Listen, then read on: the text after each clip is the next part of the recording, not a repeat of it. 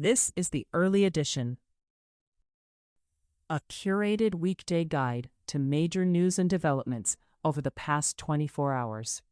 Curated by Lizzie Jennings and read by an automated voice. Published May 28, 2026, on Just Security, an essential resource for those shaping a just and secure world. Iran war, ceasefire. President Trump said yesterday that he will not be rushed into a deal with Iran, adding that Iran's efforts to outlast him will not work because he doesn't care about the midterms. The White House dismissed Iranian state media reports that an initial unofficial document outlining the framework for an agreement would lift the U.S. blockade of Iranian ports in exchange for reopening the Strait of Hormuz, while leaving it under joint Iranian-Omani control. CNN reports Max Barak, Erica Solomon, Ewan Ward, Luke Broadwater, and Michael Levinson report for the New York Times. Oman will behave just like everybody else, or we'll have to blow them up, Trump told reporters yesterday following news of a plan that would see Oman and Iran jointly charge a toll for ships passing through the Strait of Hormuz. They understand that. They'll be fine. Gregory Svirnovsky reports for Politico. Iran's Islamic Revolutionary Guard Corps said early this morning that they launched an attack targeting a U.S. airbase near Bandar Abbas Airport, which they say was the source of U.S. strikes on Iran hours before. The U.S. military shot down 4 Iranian drones and struck an Iranian ground control station in Bandar Abbas late on Wednesday, a U.S. official said. These actions were measured, purely defensive, and intended to maintain the ceasefire, the official said. The IRGC said its response was a serious warning to the U.S., saying its aggression will not go unanswered. Kuwait's army reported this morning that its air defenses were intercepting hostile drones and missiles, though it did not state the origin of the attacks. Kathleen Magramo reports for CNN. Qasim Nauman, Eric Schmidt, Luke Broadwater, Ewan Ward, and Erica Solomon report for the New York Times. Jana Choker, Enas Alishrai, and Phil Stewart report for Reuters. Iran war, Lebanon operations. Israel's military yesterday declared a new area of southern Lebanon as a combat zone and said residents should move north, warning it would act with great force against Hezbollah in the area. In Beirut, Israeli surveillance drones were heard buzzing above the city, and a warplane was heard flying yesterday, according to Reuters reporters. 3 senior Israeli officials said Israel believes it has freedom of action in southern Lebanon despite the ceasefire, but less so in Beirut. Waves of Israeli strikes hit the city of Tyre in southern Lebanon this morning, according to the Israeli military and social media videos from residents, killing at least 14 people. Israel said the strikes targeted suspected Hezbollah infrastructure. Shelters in the nearby city of Sidon have reached full capacity, the head of the municipality told the BBC, with no space remaining for newly displaced people. Tyre's authorities are advising residents to travel further north to Beirut. Samantha Granville and David Gritton report for BBC News. Israel's Air Force carried out an airstrike on a southern suburb of Beirut today. The outcome of the airstrike was not immediately clear at the time of writing. Karine Chahayeb reports for AP News. Iran war, other developments. The Treasury Department announced yesterday that it had added Iran's Persian Gulf Strait Authority, a body launched last week to oversee the waterway, to its sanctions list. Reuters reports. Israel-Hamas war. Israeli strikes yesterday killed at least 7 people in Gaza City.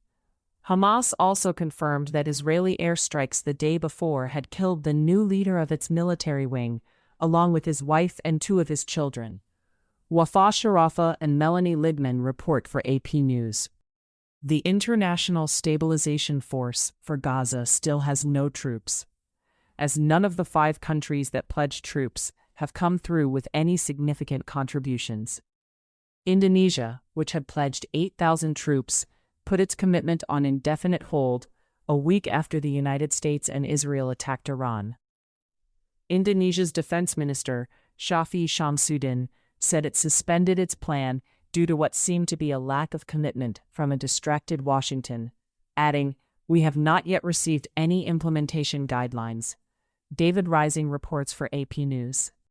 The United States has re-added UN Special Rapporteur on the occupied Palestinian territories Francesca Albanese to a list of sanctioned individuals, according to a notice posted yesterday on the Treasury Department's website.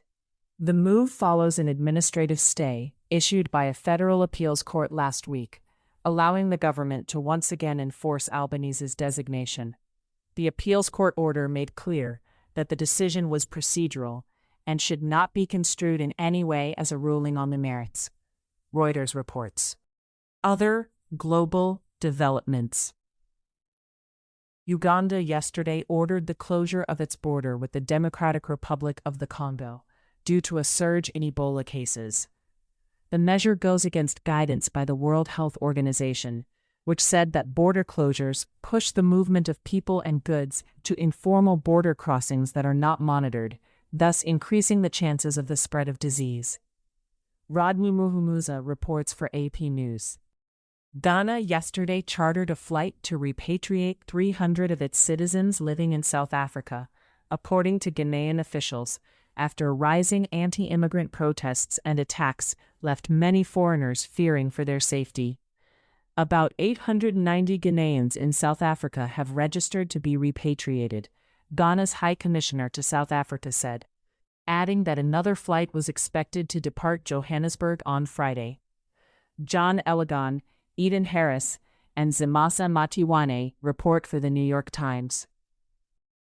U.S. Foreign Affairs. A new International Institute for Strategic Studies report warns that a potential U.S.-China conflict over Taiwan could escalate to the nuclear level, as both sides may target each other's critical military command and communication systems without clear guardrails to prevent escalation. The study, released ahead of Asia's biggest annual defense meeting in Singapore this weekend, also says the Asia-Pacific is becoming the center of a new nuclear arms race as China rapidly expands its nuclear capabilities and regional tensions grow. Greg Terode and Junyuan Yang report for Reuters. U.S., Caribbean, and Pacific operations. The U.S. military yesterday struck another vessel suspected of transporting drugs in the eastern Pacific Ocean, killing 2 men, Reuters reports. The Trump administration has instructed federal prosecutors in Miami to avoid pursuing criminal investigations into Venezuelan acting president Delcy Rodriguez, according to current and former U.S. law enforcement officials. It is unclear whether prosecutors had implicated Rodriguez in any crimes or whether investigators were moving toward an indictment. A Justice Department spokesperson said in an email, "There was never an investigation into her to shut down." Joshua Goodman, Alana Durkin-Richer, and Jim Mustian report for AP News. U.S. immigration developments. U.S. Citizenship and Immigration Services had already started asking some applicants why they did not leave the United States and return home to apply for a green card prior to the announcement of USCIS's new policy last week, according to 2 lawyers. The lawyers said it was unclear how widely the questions were being posed and whether they applied only to certain applicants. Lauren Cowrie-Gurley and David Nakamura report for The Washington Post. The South African government and advocacy groups for the country's Afrikaner white minority yesterday rejected the Trump administration's position that there's a humanitarian emergency affecting white people in South Africa. A spokesperson for the Afrikaner trade union, Solidaritate, said the union is in no way aware of anything that the Trump administration could be referring to. Michelle Gumede reports for AP News. Tech developments. OpenAI yesterday announced new partnerships and tools ahead of upcoming elections to combat misinformation, including cybersecurity support for U.S. voting system manufacturers, and collaborations with election officials and organizations like the Associated Press and Democracy Works. The company is also endorsing transparency legislation to combat deepfakes, including the Protect Elections from Deceptive AI Act and the Preparing Election Administrators for AI Act. Maria Curry reports for Axios. U.S. Domestic Developments. The Justice Department has launched a criminal investigation into E. Jean Carroll, the former magazine columnist who accused Trump of sexual assault, according to multiple sources. The investigation is focused on whether Carroll committed perjury in testimony tied to her 2 civil lawsuits against the president. Hannah Rabinowitz, Paula Reed, and Kara Scannell report for CNN. California Governor Gavin Newsom yesterday signed legislation intended to safeguard elections by introducing numerous restrictions on who can gain access to ballots and the areas where they are processed. Newsom described it as a way to address the legitimate anxiety over election security amid attempts by the Trump administration and Trump's allies to tamper with results. Lauren Rosenhall reports for The New York Times. Newsom also vowed yesterday to tax 100% of those proceeds that California residents receive from a $1.776 billion anti-weaponization fund that Trump secured in a settlement with the Justice Department. Tyler Katzenberger and Nick Reisman report for Politico. 35 retired federal judges have asked a U.S. District Court judge to reopen a lawsuit Trump and his family pursued against the Internal Revenue Service, arguing that a controversial agreement creating the $1.776 billion Justice Department compensation fund may have involved fraud and improper manipulation of the judicial system.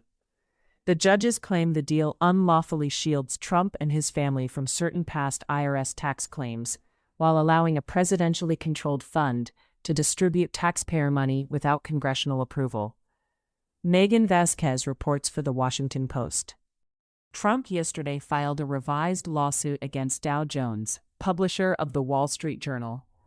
A judge dismissed Trump's earlier complaint that alleged he was defamed by an article about a birthday letter to Jeffrey Epstein, giving Trump until May 27 to file a new complaint.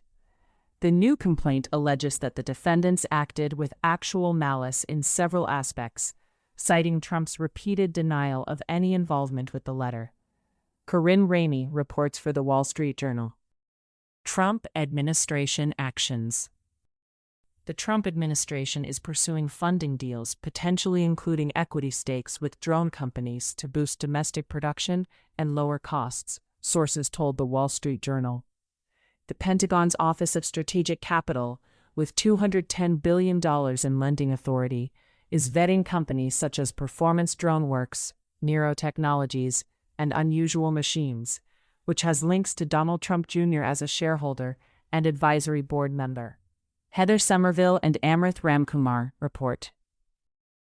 In case you missed it, yesterday on Just Security. Shooting down civil aircraft, what international and U.S. law say about a charge in the Raul Castro indictment, by Danae Askar. I was Afghanistan's Attorney General.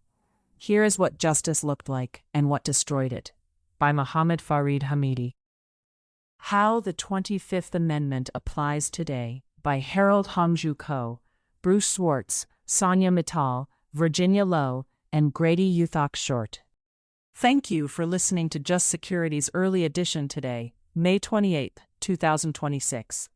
If you enjoy listening, Just Security's analytic articles are also available in audio form on the justsecurity.org website.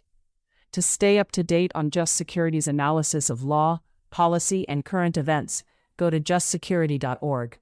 Subscribe to Just Security on Substack, and follow us on LinkedIn, Blue Sky, Facebook, Instagram, and Threads.